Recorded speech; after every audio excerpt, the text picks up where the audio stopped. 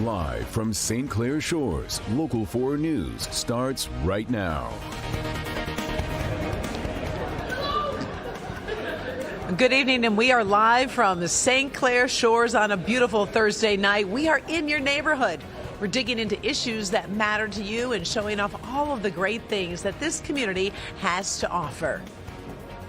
Tonight, we are with community members here at Blossom Heath Park. It's right off of Jefferson, just south of 10 Mile Road. And this place may be great in the summer, but just wait until you see what happens here during the holiday season.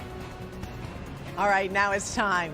Let's take a look. This is why we chose the location. Check out these live pictures from Drone 4. And welcome everybody to the Tunnel of Lights as we wrap up definitely a gorgeous sunset. We are getting ready to go on air, and I think everyone in the entire crew started turning their eyes to the sky because the sun is setting and it is gorgeous in this beautiful community. Thanks everybody for joining us tonight. I'm Karen Drew. And I'm Devon Fernandez. Thanks to the folks here at St. Clair Shores for giving us such a warm welcome. And they've been so inviting all week long, Karen. They really have. We've got a crew behind us there. Yeah. They're taking pictures. I can't even keep track of how many, quote, Santa Clauses are visiting here. And I saw Lady Sandy. She has a red convertible. She's dressed up like Mrs. Claus, and she's over there. We've got bonfires. We've got food trucks. We've got the holiday lights. We've got a good time for sure. We've got it all. And we got Hank over at a restaurant, too. Now, here's something about St. Clair Shores. You can't talk about it without talking about one of the most important construction projects going on right now in this city. And this is a story that a lot of folks have been talking about throughout Metro Detroit because it does affect everyone. So many people depend on the water here in this community. The issue is the Chappaton Canal construction project. Now, the point of the project is pretty simple, to stop the flooding in basements and also to stop that sewage overflow. So I stopped by recently to get a firsthand look on exactly what is going on in this project and how it's going to help residents. At the foot of 9 Mile Road, just east of Jefferson Avenue in St. Clair Shores, something big is going on. What are we doing to Mother Nature? Seriously, we can't keep doing this. Macomb County Public Works Commissioner Candace Miller says this $27 million construction project is a solution to two big issues in this community. At the end of the day, for a resident in St. Clair Shores, what does this all mean? This means, first of all, we're going to greatly reduce the amount of combined sewer overflows that we've been discharging out into the lake. Secondarily, it means that your chances of having a basement flood will be reduced as well. The plan to excavate a portion of the existing canal and install metal sheeting to raise the side of the canal, which will provide 13 million gallons of storage of combined stormwater and sanitary flow during large rain events. After a heavy rain event, we'll be able to treat it, let it settle, and after the rain event passes, then we can send it down to Detroit for proper treatment rather than having it discharged out into the lake. Okay, so let me give you a different angle. These are the retention gates that are being built right there. They're making some pretty good progress. Those are the gates that get lifted up, and then the water comes through here all the way to Lake St. Clair when they do a release. They're making progress on the project, supposed to be done by spring of 2025. They still need to excavate that area over there, but I'm told they're running months ahead of schedule, which is good news for these residents. People move to this community because they love the water. Right. You've been dealing with so many E. coli breakouts in the summer. That's got to be heartbreaking. Now, the good news, projects like this, we've been very successful in getting American Rescue Plan dollars. So we don't have to raise the rates of our constituents here, the ratepayers, in order to pay for these projects. That has been fortunate.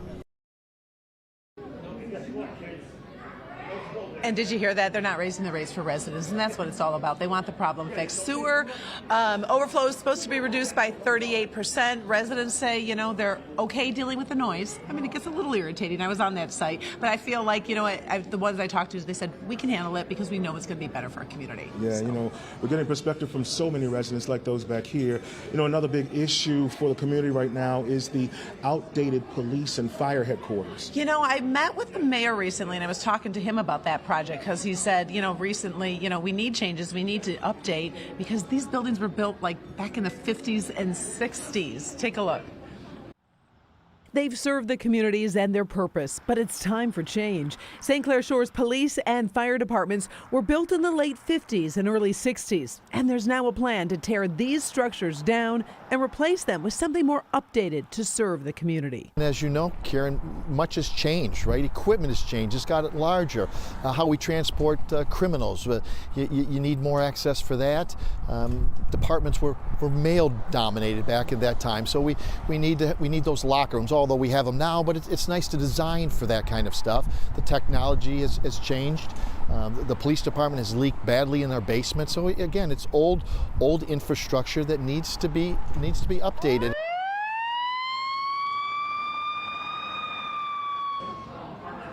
I have to tell you, the firefighters, the police officers that I talk to here in the community, they're really excited about these developments. Now they're going to break ground. It's going to be in the same site that it was. It's going to take about 18 months to complete, but definitely a major development in this community that they need. And you know, really a lot of Metro Detroit communities need those changes in there.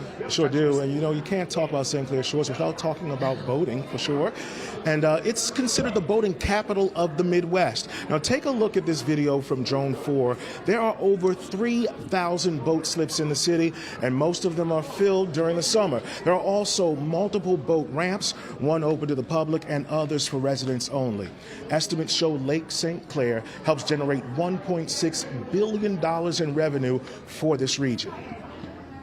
Okay, I know that you came from Houston, but you have spent time in Detroit. Have you ever done any boating on this side of town? I have not, and don't throw that in my face. I know. Because coming I'm here to just saying, like, you gotta go. It's so much fun. Yeah, everybody here has been telling me that all week long. They say the water is like everywhere, and that's something you definitely have to take in. Yeah, it is. Okay, we're talking about fun stuff, but I also like to talk about like fun things that you need to know about the community, like cool facts, historical facts. So we're going to share with you some things you may not realize about St. Clair Shores. Yeah, like these tidbits right here. St. Clair Shores was originally known as Orange Township.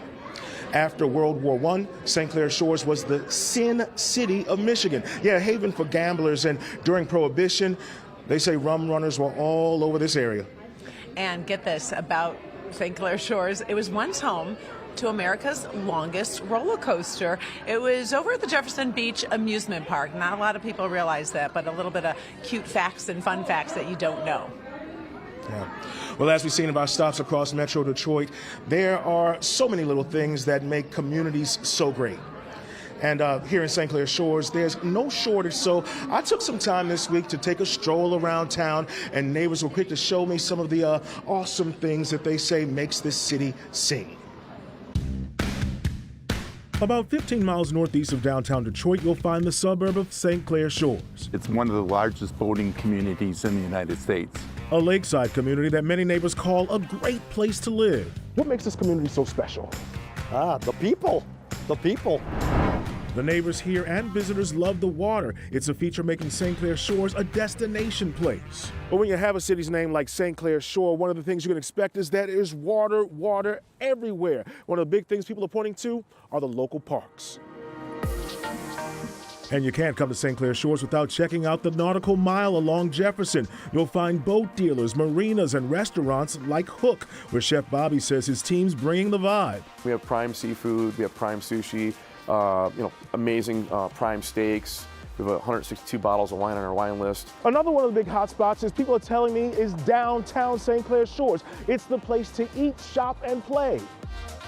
A local 4 viewer named Barb told us Cafe Barbella is a must-stop here. It's run by Jack and Karen Palazzolo. We know pretty much 80%, 90% of the customers by name. The fact that it's just Karen and I, no matter when you come, when you call, we'll be here. And speaking of community, it didn't take long for cafe regulars Norma Maxville and her friend Amy to invite me to sit down for a chat over lunch. What makes this community so special? This is a nice medium town to live in. It's not. It does have small town neighborhoods, but as a city, we have a lot of things to offer. The ladies bragged about St. Clair Shores' active library scene, its social clubs, and its downtown retail district, home to a lot of boutiques and other small businesses. There are lots of great places to come and eat and sit outside, and we can shop and we can just have a good time. Norman, you just made yourself at home, hugging me and everything. Oh, I know. I just had to hug you. That's right.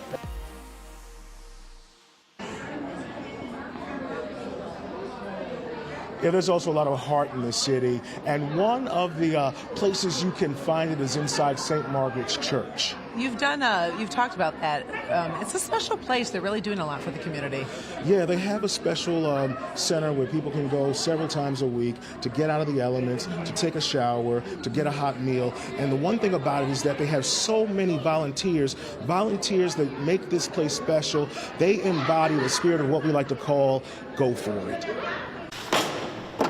James Ruffin puts away chairs. He says cleaning up is the least he can do to help the team of volunteers at McWarm. I was homeless in Detroit, so someone gave me some advice to come up this way. James is one of about 60 people who stops at McWarm, the Macomb County Warming and Rescue Mission inside the gym at St. Margaret of Scotland in St. Clair Shores. The doors are open at 7 a.m. Mondays, Wednesdays, and Fridays.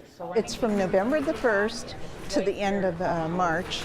They come in, they could take showers, they could go to the clothing room, we do their laundry, they have a hot breakfast usually, we do dinner, and then they take a packed lunch with them. Carolyn Johnson is the director. She says it takes a lot of donations and about 40 volunteers a day Three more. to make McWarm a success. We're in desperate need of money. We have the volunteers and I'll work 20 hours a day. I need the money to help them. Money for boots and coats, socks, underwear, and T-shirts, and enough food to provide all the meals. You're right. It's a little bit heavy. All right, now, we've been talking about the McWarm Center. I've heard that donations are already coming in. Yeah. You guys doing okay back there? Yeah. All right. Now, if you'd like to help the McWarm Center, all you have to do is go to clickondetroit.com to see how you can donate, and even some items that center desperately needs right now. I love the go for it attitude in that story. It's really, really special.